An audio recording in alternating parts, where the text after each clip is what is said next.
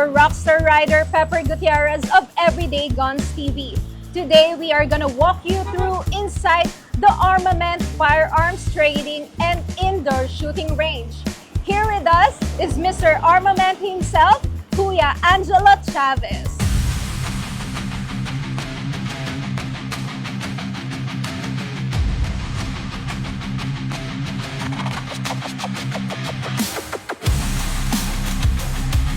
Good evening everyone and welcome to Armament Firearms Trading and Indoor Shooting Range.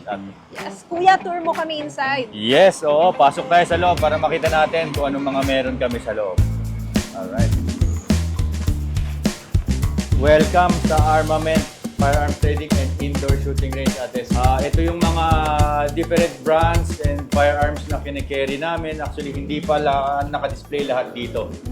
So, as per client's request, may mga guns kami na nasa storage pa namin. Pero ngayon, ito lang yung mga naka-display dito. We also have different range boxes, bullet vest, and ear protections, no? So, meron din kami mga various types of magazines, ammo box, shell cleaning tumbler, grip holder, rigs, grip enhancers, earplugs, and different brands of ammunition. Empty shells, shotguns, and as you can see, rifles pa rin, revolvers, no? And ang opening hours, Kuya, is? We are open from 9 a.m. to 6 p.m. Monday to Sunday, wala kaming close. Ganun kami kasipag dito. At yung mga dedicated staff namin, even kami, na owners, madali nila kami ma-approach kung ano yung mga kailangan nila sa amin. Pero Kuya, di ba, for the knowledge of everybody, ang pagbibili ng firearm is not as simple as bibili ka ng parang wala lang, di ba? Yes. Kasi you also have to have an LTAP, di ba? Or yung license to own and possess firearm. Ngayon, Kuya, matutulungan mo din ba yung mga clients natin sa ganyan, sa pagkuha ng LTAP? Yes, regarding LTAP, no, na as you have mentioned earlier, sa pagbili ng baril talaga, kailangan muna natin, we must possess the LTAP or license to own possess firearm. Personal license mo yun para makabili ka. And after that, pag meron ka ng LTAP, you are eligible or qualified to buy a firearm naman. Tapos dapat registered yung each and every gun na meron sila, di ba? Yes, so dapat lahat yan registered. No? So mag-start ka sa LTAP, firearm registration, and then if you want to bring your gun to a shooting range or kung saan man, you must also secure a permit to carry. Permit to carry. Yes. Ayan, Kuya, tour mo naman ako inside. Pasok tayo sa aming shooting range. Pero Kuya, wait lang. May nakita ko. Yes, May available. We also have different designs of our apparel. Actually, gumagawa rin kami ng mga apparel. Kung meron kayong mga gustong design, pwede nyong ibigay sa amin yung design. And then we will provide, ipapa-upload namin sa inyo yung map.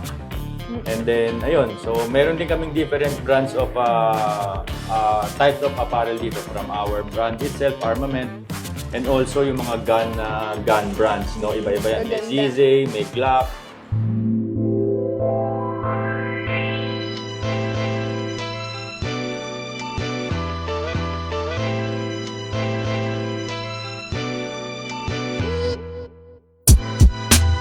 Before entering the shooting range, meron kaming mga protective equipment dito. So, hindi tayo pwede pumasok doon ng first, very important is yung eye protector. Kasi hindi maiiwasan minsan, may mga ricochets yan. Kahit na nasa outdoor range ka, indoor range, so kailangan natin magsuot talaga nito. And then,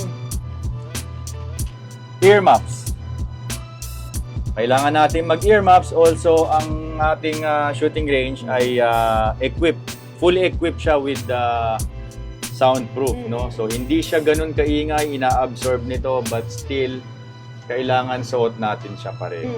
And also, huwag natin kakalimutan yung 4 cardinal rules of gun safety. So, before you enter the range, i-remind ka na nito.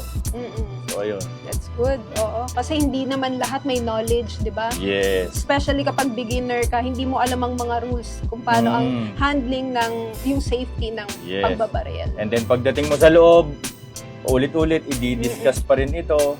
So, hindi talaga natin makakalimutan yung safety. And we also have the safety area pala rito, no? May add ko lang. Meron kaming safety area dito, so if you are carrying or having your own firearm, bago tayo pumasok sa range, meron tayong safety area. Pero kuya, kapag may mga gustong magpa-train sa'yo, dito sa armament, meron naman tayong available na staff for that.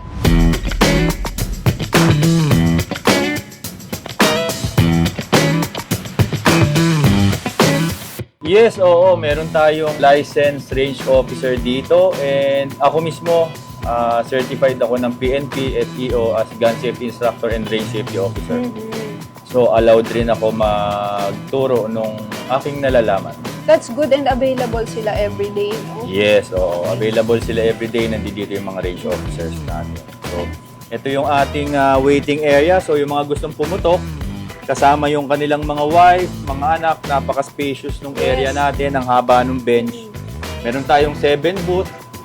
Ang distansya nito ay roughly between 21 to 22 meters ang haba niya. So, pasok tayo sa loob para mas makita natin kung ano pa yung mga pwede nating ma-enjoy. Yes. Alam mo kuya, just to share ha, kasi ako may mga napupuntahan na rin akong indoor shooting range. Eto, una ko napansin talaga ang spacious, tama ka doon. Yes. At madalas sa mga indoor shooting range, mainit pagpasok mo pa lang. Pero dito, ano siya eh, parang may hangin eh.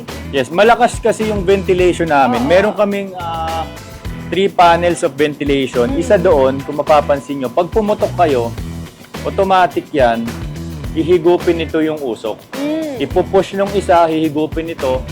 Pag meron pang nakalusot na smoke or kung ano man nagaling doon sa baril, meron pa tayong isang panel ng ventilation pa. Kapag pumutok ka o pumutok tayo, mapapansin natin na hindi lasang pulbura yung throat natin. Usually sa mga indoors kasi, nai-inhale natin yung Totoo smoke. yan. So nalalasahan natin dito yan, maasim. So lasang siyang pulbura, no? So silipin natin kung ano yung mga targets na pwede nilang barilin, no?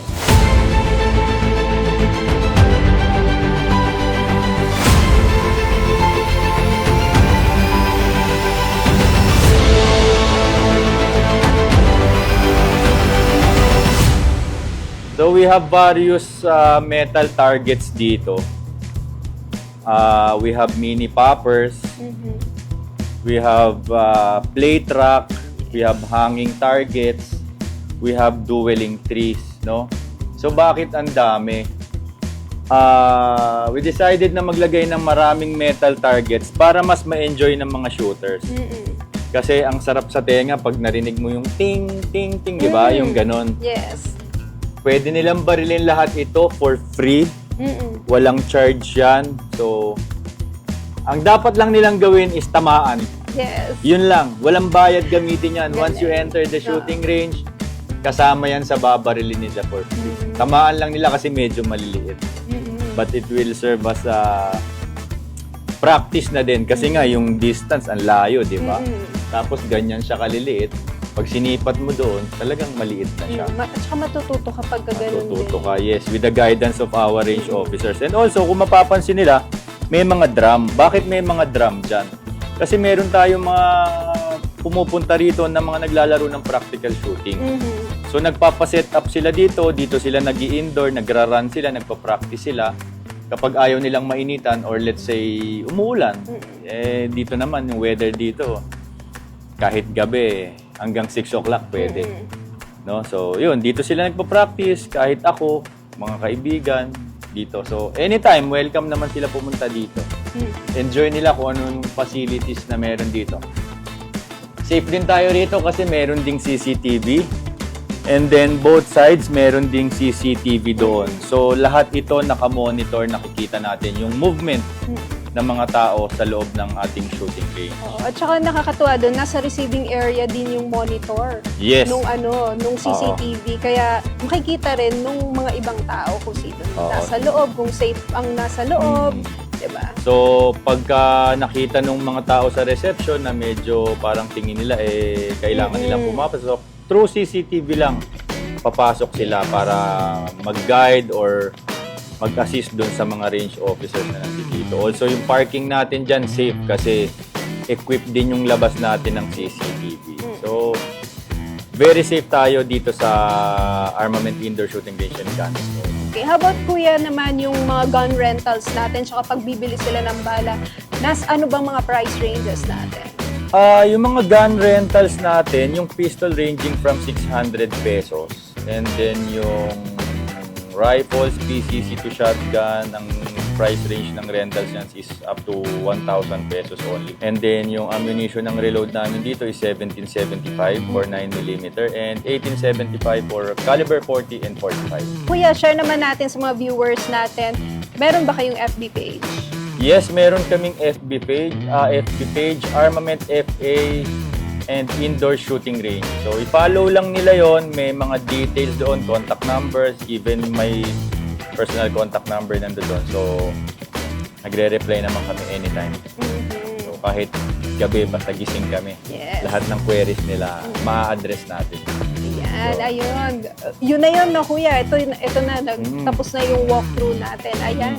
Maraming salamat, Kuya Angelo Chavez. This has been Pepper Gutierrez of Everyday Guns TV. Kuya, baka meron kang gusto sabihin? Papasalamat lang kami sa mga shooters, clients na patuloy na tumatangkilik sa aming indoor shooting range. And rest assured, we will continue good service and mas i-improve pa namin yung aming shooting range. Marami pa kaming mga nakaplano dito na para sa kanila, mas lalo nilang may enjoy. So, see you here at Armament FA and Indoor Shooting Range. Thank you very much. Thank you! 3, 2, 1.